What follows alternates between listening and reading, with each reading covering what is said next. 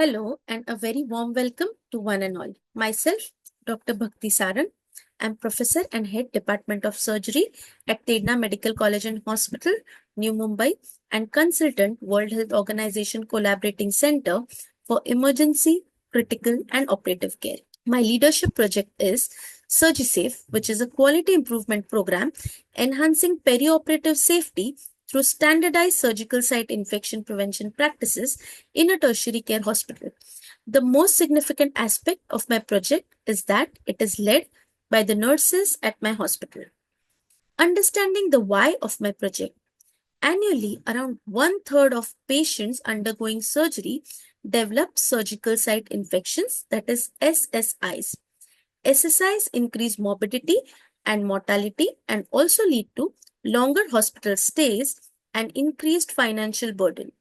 Global estimates of SSIs vary from 0.5 to over 30%, while Indian studies show SSI rates of 4 to 40%. I'll just give you a brief background. The perioperative period is composed of preoperative period, which is the time when the patient is admitted and transferred to the operating room.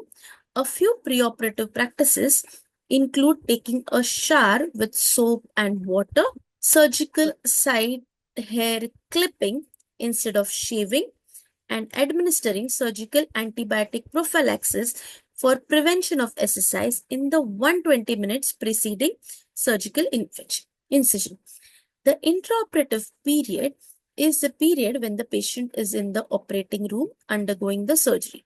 Certain intraoperative processes include thorough cleaning of the operative site, the asepsis that is maintained in the operative room, strict sugar control, and using warming devices for the patient to prevent hypothermia. The important post-operative practices are not to prolong the surgical antibiotic prophylaxis, that is the antibiotic used for prevention in the post-operative period. We use the World Health Organization Infection Prevention and Control guidelines for perioperative processes and used a standard SSI surveillance form for this particular study. This is a prospective single center mixed methods interventional studies. Mixed method because the adherence to these WHO IPC processes were directly observed and also qualitative interviews of the stakeholders were taken. The stakeholders included clinicians, nurses, operating room staff, CSSD staff, hospital administrators, and patients.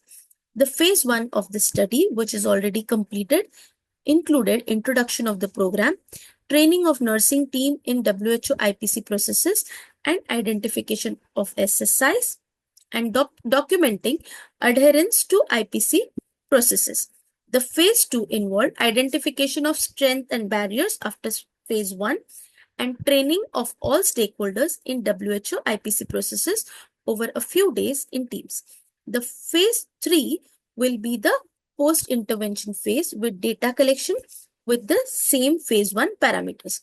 The early results showed SSI rates of 2.8%, high adherence to 20 out of 30 WHO IPC processes, and the barriers included discordance amongst clinicians.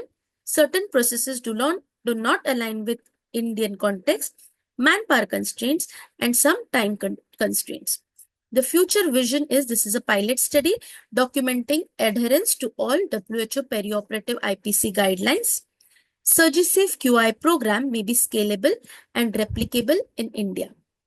It is an example of authentic leadership by staying true to its values and beliefs, especially in championing patient safety and quality care.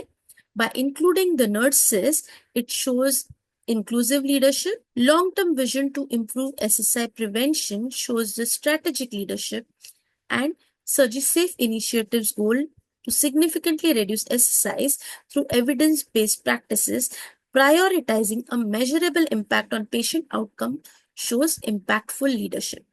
So this is my leadership journey through my project. I would like to thank you all with this quote. True leadership is not measured by the authority we hold, but by the lives we touch and the positive change we inspire. Thank you all.